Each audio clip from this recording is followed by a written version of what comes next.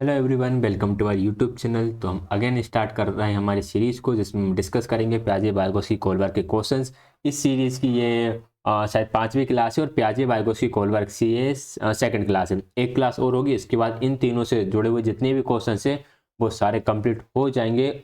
यहीं से आपको सीटेट एग्जाम्स में क्वेश्चन देखने के लिए मिल जाएगा, क्योंकि हम इनसे जुड़े हुए अप्रॉक्स 90 क्वेश्चन, या फिर मैं आपसे बोलूँ तो 100 के आसपास क्वेश्चन हम इन तीनों से ही डिस्कस करने वाले हैं। ठीक है, प्लेलिस्ट में आपको लिंक मिल जाएगा सीडीपी क्वेश्चन डिस्कशन नाम से। तो वहाँ पर ये सारी वीडियोस आपको एक साथ मिल जाएंगी, आप चाहें तो सारी वीडियोस देख सकते हैं। इन सभी का पीडीएफ आपको टेलीग्राम चैनल पर मिल जाएगा। आप टेलीग्राम से इन सभी के पीडीएफ डाउनलोड करके अपनी प्रैक्टिस भी कर सकते हैं। पीडीएफ में आपको आंसर अटैच भी मिलेंगे, डिस्कशन बायलिंगुअल रहेगा। ठीक, स्टार्ट करते हैं क्वेश्चन नंबर फर्स्ट के साथ, जो कि लॉरेंस कोहलबर्ग से आया हुआ है। In Lawrence Kohlberg theory which level signifies the absence of morality in the true sense. Lawrence Kohlberg के सिद्धांत में कौन सा स्तर सही अर्थों में नैतिकता की अनुपस्थिति को दर्शाता है। मतलब कि कौन सा लेवल है जब बच्चे के अंदर मोरालिटी नहीं होती है। तो ध्यान रखिए, जब बच्चा शेष अवस्था में होता है या जब बच्चा छोटा होता है तब उसके अंदर मोरालिटी बिल्कुल भी नहीं होती है। तो right answer option number first ही हो जाएगा। लेवल 1 के बच्चे के अंदर किसी भी प्रकार की मोरालिटी नहीं होती है। आगे बढ़ेंगे क्वेश्चन नंबर सेकंड की तरफ। क्वेश्चन नंबर सेकंड है, the teacher noticed that Pushpa can not solve a problem or on her own, however she does so it she does so in the presence of adult or peer guidance. This guidance is called. शिक्षिका ने देखा कि पुष्पा स्वयं किसी समस्या का समाधान नहीं कर सकती, हालांकि वह ऐसा वयस्क या साथियों के मार्गदर्शन की उपस्थिति में करती है। इस मार्गदर्शन को कहा जाता है। तो हमने कल जब वाइगोत्स्की की थ्योरी डिस्कस की थी, या फिर हमने क्वेश्चंस के साथ जब थ्योरी डिस्कस कर रहे थे, तो मैंने आपको बताया था कि जो भी टेम्पररी हेल्प दी जाती है किसी भी पेयर के साथ, पेयर के माध्यम से या किसी भी ऐसे व्यक्ति के माध्यम से जो हमसे ज़्यादा जानता है, उसे हम बोलते हैं स्केप फोल्डिंग, जिसका right answer option number third हो जाएगा। अगर इसमें पूछा होता कि जो पुष्पा है, पुष्पा किस लेवल पर है, तो पुष्पा है zone of proximal development level पर। लेकिन हमसे यहाँ पूछा गया कि जो गाइडेंस दी जा रही है, इस गाइडेंस को क्या कहा जाएगा, इस मार्गदर्शन को क्या कहा जाएगा, तो इसे स्केप फोल्डिंग यानी कि मचान कहा जाएगा। So right answer option number third हुआ। नेक्स्ट क्वेश्चन की तरफ मूव करते हैं। Question number third, which of the according to Vygotsky zone of proximal development is. Vygotsky के अनुसार समीपस्थ विकास का क्षेत्र है। अब क्या है zone of proximal development? Option number first है zone demarking the support effort offered by a teacher. शिक्षक द्वारा किए गए सहयोग की सीमा का निर्धारण करना। सहयोग की सीमा का निर्धारण तो ये नहीं करता, तो ये ऑप्शन तो गलत ही होगा। The gap between the child can do independently and with assistance. छात्र के द्वारा स्वतंत्र रूप से किए जा सकने वाले तथा सहायता के साथ किए जाने वाले कार्य के बीच का अंतर, ये हो सकता है, बिल्कुल ठीक बात है। ये मुझे थोड़ा बहुत सही लग रहा है। The amount and nature of support provide by the child to achieve her potential, ये बात भी बिल्कुल ठीक है। नहीं नहीं, ये बात ठीक नहीं, ये स्केप फोल्डिंग हो जाएगी। बच्चे की क्षमता प्राप्त करने के लिए प्रदान की जाने वाली सहायता की मात्रा और प्रकृति, ये स्केप फोल्डिंग हो जाएगी। ठीक है, ये जोन ऑफ प्रॉक्सिमल डेवलपमेंट नहीं है। What the child can do her own which can not B assessed. बच्चा खुद क्या नहीं कर सकता जिसका आकलन नहीं किया जा सकता, ये तो इससे जुड़ा हुआ बिल्कुल भी नहीं है। राइट आंसर इसका ऑप्शन नंबर सेकेंड ही होगा कि बच्चे स्वतंत्र रूप से जो कर सकता है और किसी की हेल्प से जो कर सकता है, इन दोनों के बीच का जो अंतर होता है उसे ही जोन ऑफ प्रॉक्सिमल डेवलपमेंट कहा जाता है। तो right answer option number second होगा। मूव करेंगे क्वेश्चन नंबर फोर्थ की तरफ। The amount and type of scaffolding of a child would change depending on the. एक बच्चे के लिए मचान की मात्रा और प्रकार किसके आधार पर बदला जाएगा? जो आप हेल्प दे रहे हो उसे आप किसके आधार पर चेंज करोगे? फर्स्ट है मूड ऑफ द टीचर, तो शिक्षक के मूड का तो इससे कुछ लेना देना है नहीं है। Reward offered for the task, पुरस्कार की बात किसी भी तरीके से ना तो वाइगोत्स्की ने करी है और ना ही ब्रूनर ने करी है, क्योंकि ब्रूनर ने सबसे पहले इसके फोल्डिंग का डिस्कशन करा था, इसलिए मैं उनका नाम लेकर आया हूँ।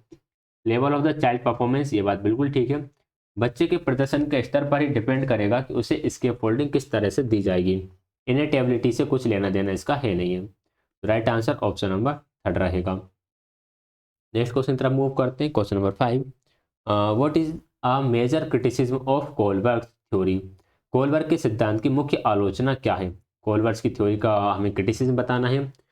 Kohlberg proposed a theory without any empirical basis.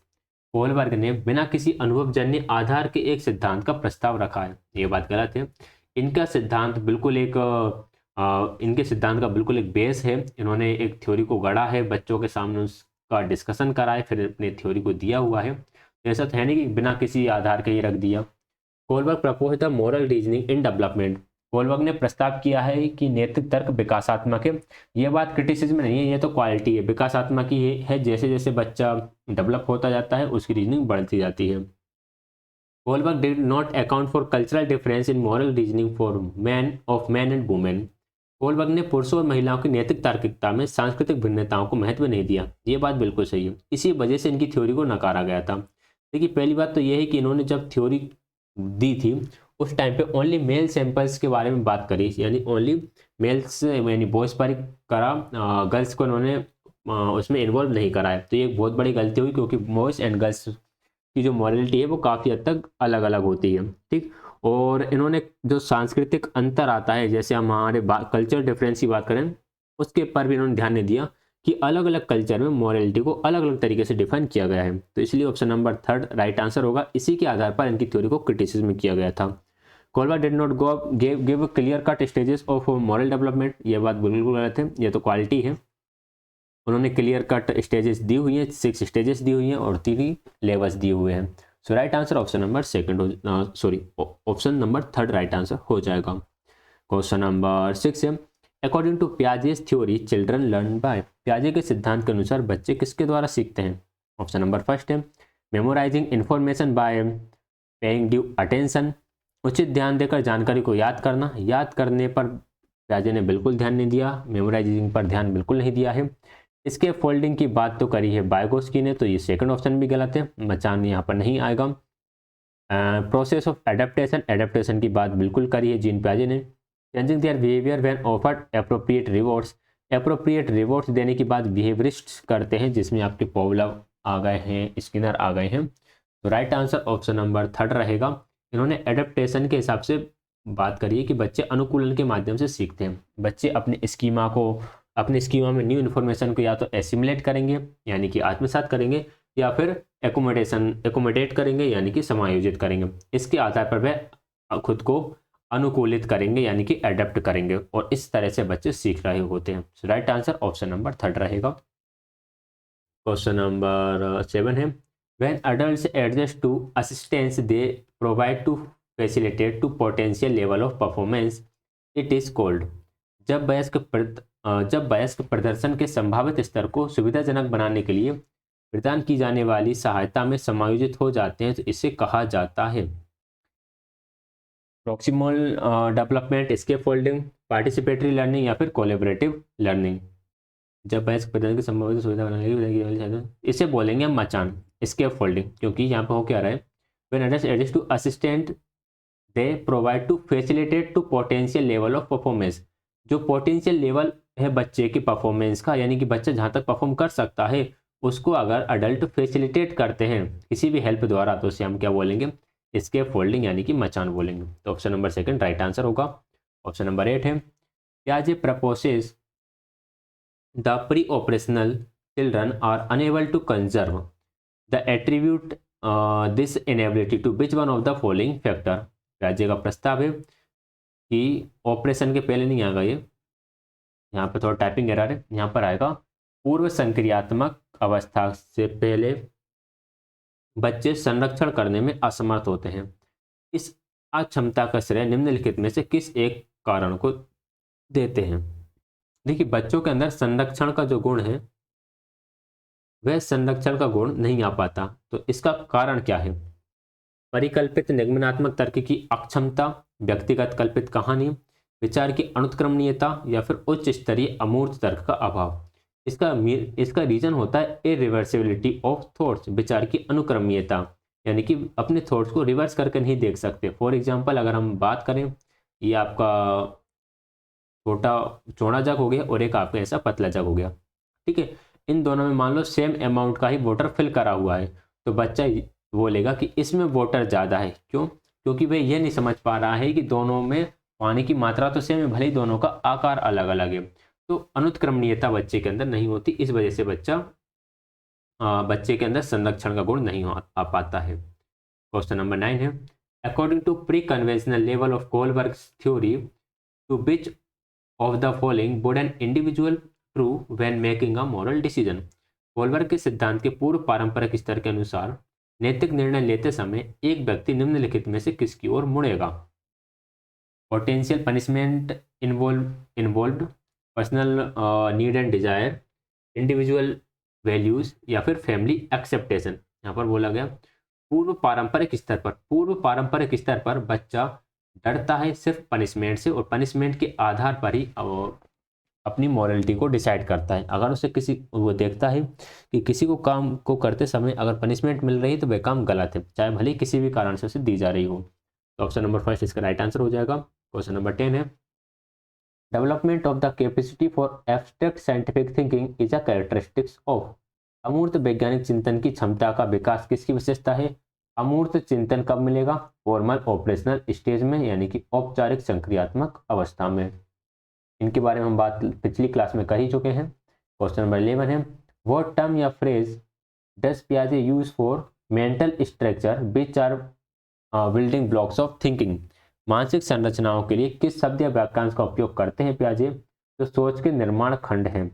देखिए, building blocks of thinking, building blocks of thinking पियाजे ने क्या बोला है? स्कीमा को बोला है कि जो स्कीमा है वह पैकेट ऑफ इंफॉर्मेशन है, बिल्डिंग ब्लॉक्स ऑफ थिंकिंग है, हमारा मेंटल स्ट्रक्चर है, इसे इन्होंने स्कीमा नाम दिया हुआ है। ठीक है, जोन ऑफ डेवलपमेंट या जोन ऑफ प्रॉक्सिमल डेवलपमेंट की बात करते हैं तो ये तो बायगोस्की से जुड़ा हुआ है। तो ऑप्शन नंबर फर्स्ट इसका राइट आंसर हो जाएगा।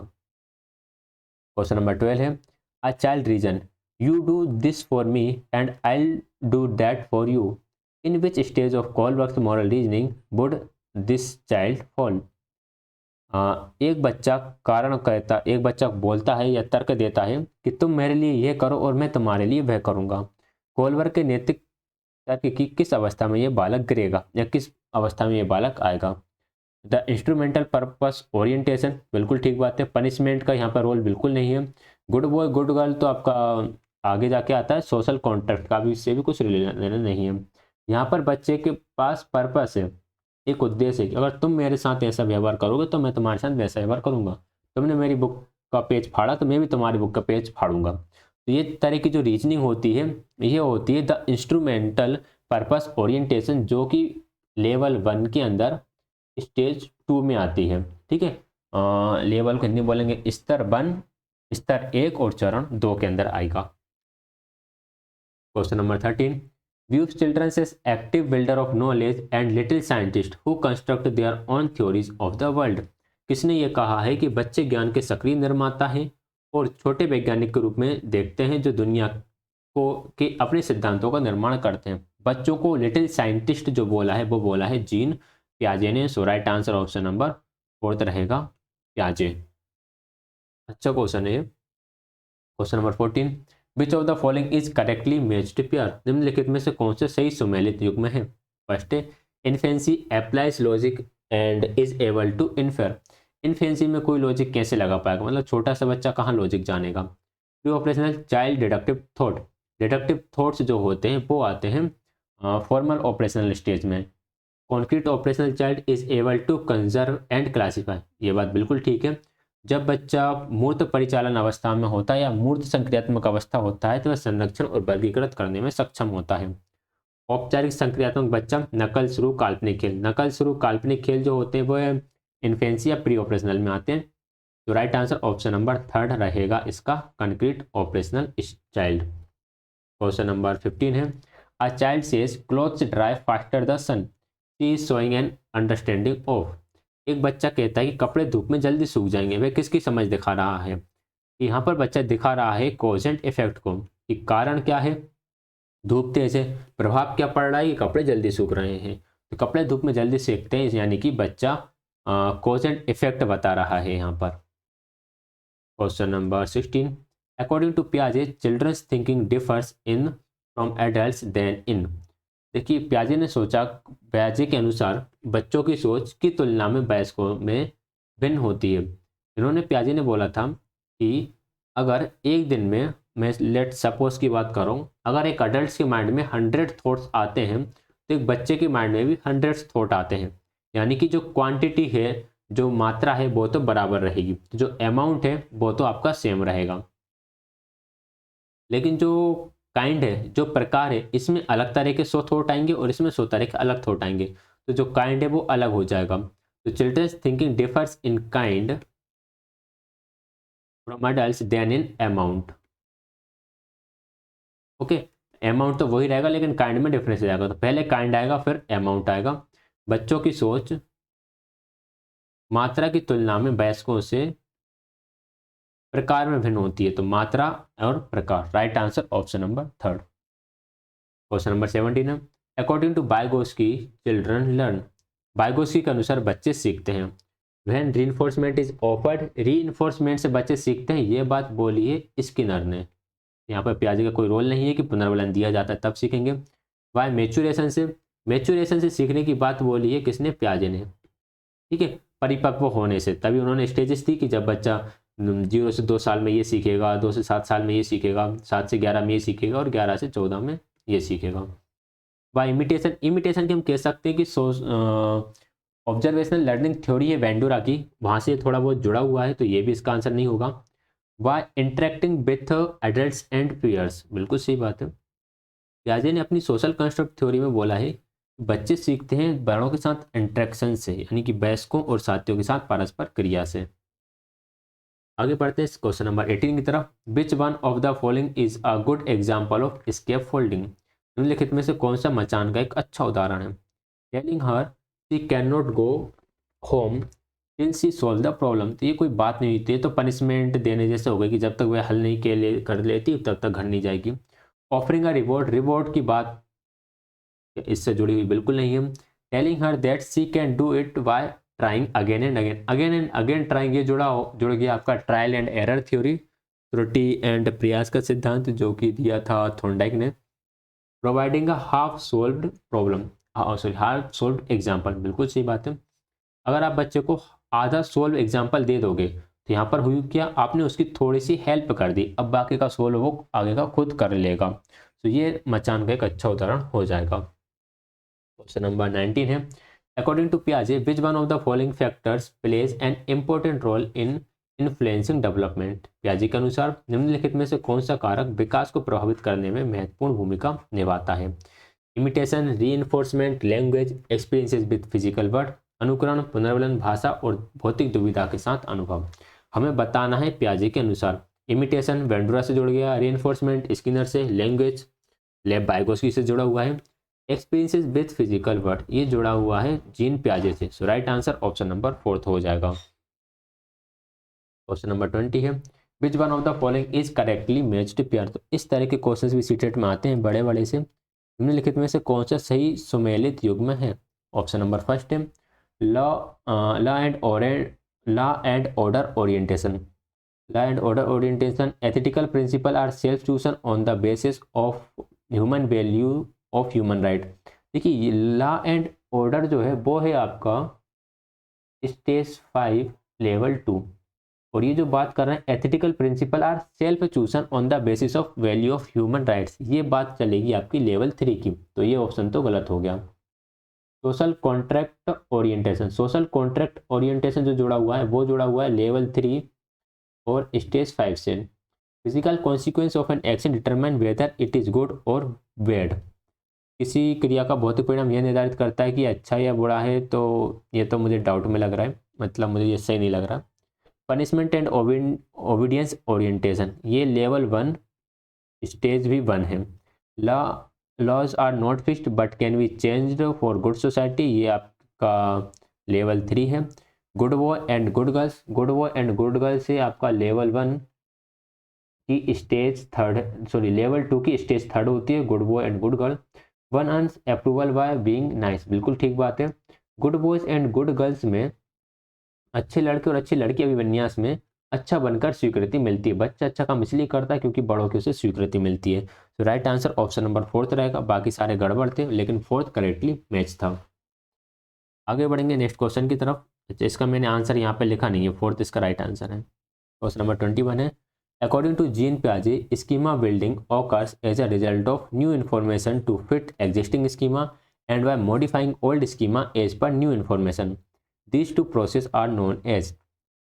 जिन प्याजे के अनुसार मौजूदा योजनाओं के अनुरूप नई सूचनाओं के परिणाम स्वरूप और पुरानी योजनाओं को नई सूचना के अनुसार संशोधित करने के परिणाम स्वरूप स्कीमा का निर्माण होता है। इन दोनों प्रक्रियाओं को जाना जाता है। देखिए फर्स्ट में क्या बोला गया कि new information to fit existing schema, यानी कि नई जानकारी को पुराने ही जो आपका स्कीमा है उसमें आप फिट कर रहे हो, तो इसे तो हम एसिमिलेशन बोलते हैं, यानी कि आत्मसातीकरण बोलते हैं।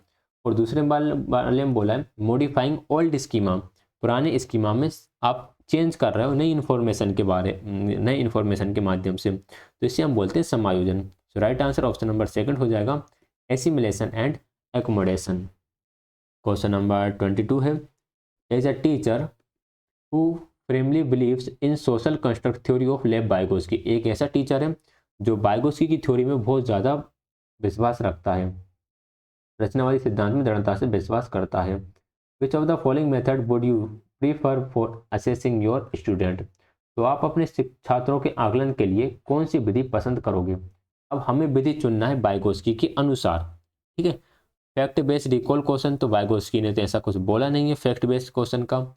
Objective multiple choice type of question, इसके बारे में नहीं बोला, ये तो क्लोज एंडेड क्वेश्चन है, कन्वर्जेंट थिंकिंग को बढ़ावा देते हैं, जबकि हमें बच्चों के अंदर डाइवर्जेंट थिंकिंग का बढ़ावा देना है। कोलेबरेटिव प्रोजेक्ट्स, बिल्कुल सही बात है, कोलेबरेटिव प्रोजेक्ट से कोऑपरेटिव लर्निंग है एंड रेसिप्रोकल टीचिंग है, इन सब के बारे में बात वाइगोस्की ने करी है। स्टैंडर्डाइज्ड टेस्ट के बारे में इन्होंने बात नहीं करी। So right answer option number third हो जाएगा। क्वेश्चन नंबर 23 है which one of the following statement is correct about Jean Piaget's theory of cognitive development, Jean पियाजे के संज्ञानात्मक विकास के सिद्धांत के बारे में निम्नलिखित में से कौन सा कथन सही है। फर्स्ट है पियाजे argues that instead of progression through stages cognitive development is continuous, पियाजे का तर्क है कि चरणों के माध्यम से प्रगति करने के बजाय संज्ञानात्मक विकास निरंतर है। ये ऑप्शन सरासर गलत है, क्योंकि पियाजे ने तो खुद 4 स्टेजेस दी हुई हैं। हम तो कह ही नहीं सकते कि पियाजे ने स्टेजेस बोला कि स्टेजेस के से नहीं होता है, कंटिन्यूस होता है, ठीक, तो ये स्टेटमेंट तो गलत हो गया। पियाजे has proposed 5 distinct stages of cognitive development, 5 stages नहीं दी हैं, पियाजे ने 4 स्टेजेस दी हैं। The stages are invariant which means that no stage can be skip, चरण अपरिवर्तनीय है जिसका अर्थ है कोई भी चरण छोड़ा नहीं जा सकता, ये बात बिल्कुल ठीक है। बच्चा चारों चरण में क्रम से ही जाएगा, पहले बच्चा पहले चरण में जाएगा, फिर दूसरे में जाएगा, फिर तीसरे में जाएगा और फिर चौथे में जाएगा, किसी भी एक को स्किप नहीं कर सकता है। The sequence of the stage के vary according to the culture context of children, बच्चे चरणों का क्रम बच्चे के सांस्कृतिक संदर्भ के अनुसार भिन्न हो सकता है, बिल्कुल नहीं हो सकता। चरणों का क्रम यही रहेगा 1 2 3 4, पहले सेंसरी मोटर, फिर प्री ऑपरेशनल, फिर कॉन्क्रीट ऑपरेशनल और लास्ट में formal operational. Right answer option number third रहेगा। क्वेश्चन नंबर 23 है the concept of conservation as proposed by Jean पियाजे मीन्स दैट, जीन पियाजे द्वारा प्रस्तावित संरक्षण की अवधारणा का अर्थ है कि it is important to protect wildlife and forest, wildlife and forest से बिल्कुल भी ये जुड़ा हुआ नहीं है, ये वो वाला संरक्षण की बात नहीं चल रही यहाँ पर। Certain physical properties remains appearance change, कुछ भौतिक गुणधर्म वही रहते हैं चाहे बाहरी आकृतियाँ बदल दी जाएं, ये बात बिल्कुल सही है, यही कंजर्वेशन होता है। मैं इसको और अच्छे से डिफाइन करूंगा, 2 ऑप्शन और पढ़ लेते हैं। One can arrive at the correct conclusion by systematically testing hypothesis, ये तो समस्या समाधान से जुड़ा हुआ है। Taking the perspective of others into consideration is an important cognitive ability, ये कंजर्वेशन से जुड़ा हुआ नहीं है, ये जुड़ा हुआ है डिसेंट्रलाइजेशन से, यानी विकेंद्रीकरण से। बच्चा खुद की जगह दूसरों के विचारों को भी देखता है, या फिर इसे हम कह सकते हैं कि जो ईगो सेंट्रिज्म है वो बच्चे का खत्म हो गया है, ठीक। Right answer option number third रहेगा। कंजर्वेशन होता क्या है, जब हम कंजर्वेशन की बात करते हैं जीन पियाजे की थ्योरी के अनुसार, अगर हमारे पास ये 4 बॉल इस तरह से रखी हुई हैं और 4 बॉल इस तरह से रखी हुई हैं, अगर आप छोटे बच्चे से बोलोगे जो पूर्व संक्रियात्मक अवस्था में है कहाँ पर बॉल ज़्यादा है, तो बच्चा बोलेगा ये बॉल ज़्यादा है, ये बॉल कम है, ठीक। तो बच्चा ये नहीं समझ पा रहा है कि जब तक हम इसमें नई बॉल ऐड नहीं करेंगे ये बॉल ज़्यादा नहीं होंगी, तो जब तक हम किसी चीज़ में कुछ नया ऐड नहीं कर देते तब तक उसकी क्वांटिटी वही होती है, चाहे भले ही उसकी फिजिकल प्रॉपर्टीज कुछ भी हो जाए, पास हो जाए, दूर हो जाए, ऊपर हो जाए, नीचे हो जाए। इसी को बोलते हैं कंजर्वेशन। ठीक है, तो right answer option number second रहेगा। Question number 25, Lawrence Kohlberg's theory of moral reasoning has been criticised on several counts, which of the following statement is correct in the context of this criticism? Lawrence Kohlberg के नैतिक विकास के सिद्धांत की कई मामलों में आलोचना की गई है। इस आलोचना के संदर्भ में निम्नलिखित में से कौन से कथन सही है, बताना है हमें। Kohlberg has not given typically reasons to each stages of moral reasoning. इन्होंने देखो हर चरण के लिए प्रतिक्रिया तो दी हुई है कि हर चरण में किस चरण में बच्चा किस तरह से प्रतिक्रिया देगा, तो ये तो गलत है। Kohlberg has duplicated Piaget's method of arriving at his theoretical framework. Kohlberg ने अपने सैद्धांतिक ढांचे तक पहुंचने के लिए पियाजे के तरीकों की नकल करी है। नकल नहीं करी है, हम ये कह सकते हैं कि कोलबर्ग ने पियाजे की थ्योरी से हेल्प ली है, उसी थ्योरी को आगे बढ़ाया है, लेकिन नकल करी ये कहना गलत है। Kohlberg's theory does not focus on children's response, ये बात भी गलत है, उन्होंने चिल्ड्रन पर तो फोकस करा ही है। Kohlberg's has based his study primary on male sample, यह बात बिल्कुल सही है। कोलबर्ग ने अपना अध्ययन मुख्य रूप से एक पुरुष नमूने पर आधारित किया है और इसी वजह से इनकी थ्योरी को क्रिटिसाइज किया गया। So right answer option number fourth रहेगा। यह मेन रीजन था इनकी थ्योरी की क्रिटिसिज्म का। 26 है, which one of the following statement can not be attribute to Piaget's theory. निम्नलिखित में से किस कथन को पियाजे के सिद्धांत के लिए जिम्मेदार नहीं ठहराया जा सकता है। Children construct and use knowledge about their world, ये बात बिल्कुल पियाजे ने बोली है कि बच्चे अपनी दुनिया के बारे में ज्ञान का निर्माण एंड उपयोग करते हैं।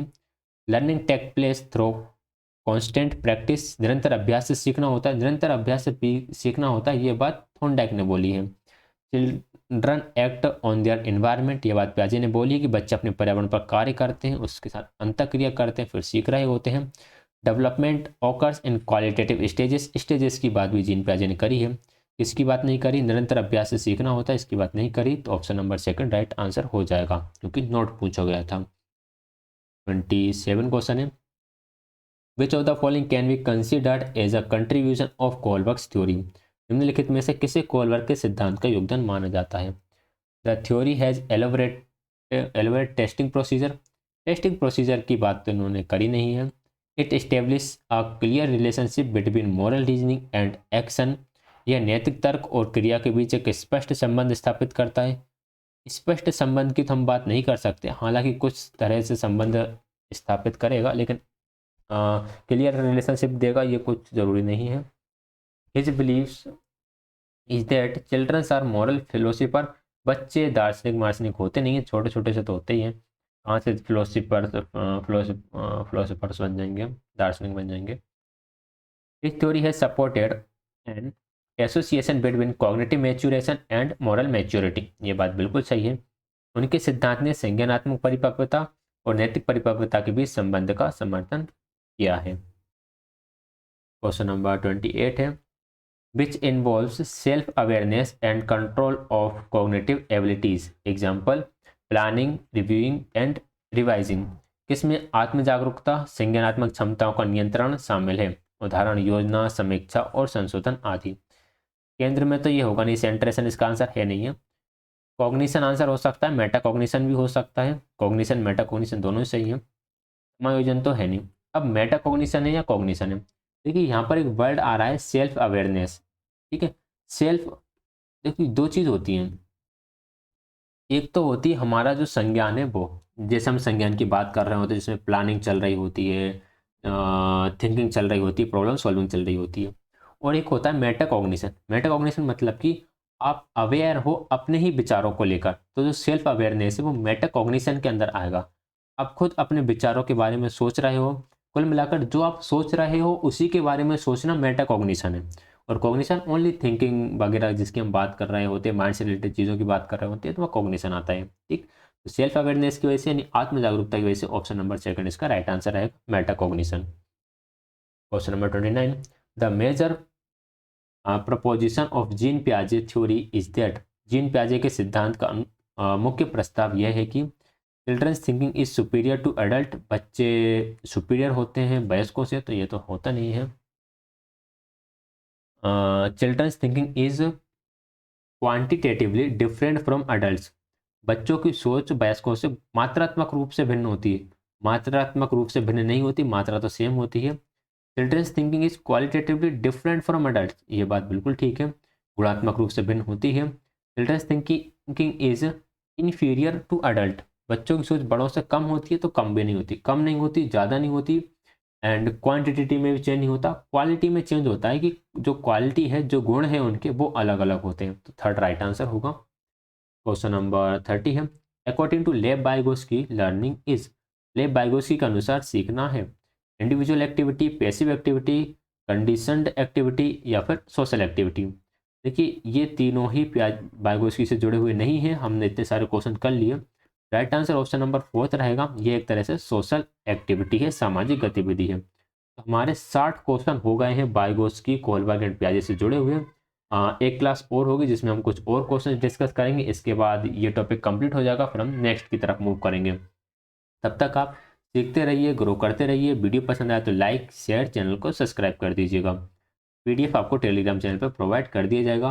प्लेलिस्ट है, वहाँ पर सारी वीडियोस पड़ी हुई हैं, आप जाकर सभी वीडियोस को देख सकते हैं। किसी क्वेश्चन में डाउट रहे तो उसके लिए आप कमेंट कर सकते हो। क्लास ज्वाइन करने के लिए आप सभी का बहुत बहुत धन्यवाद।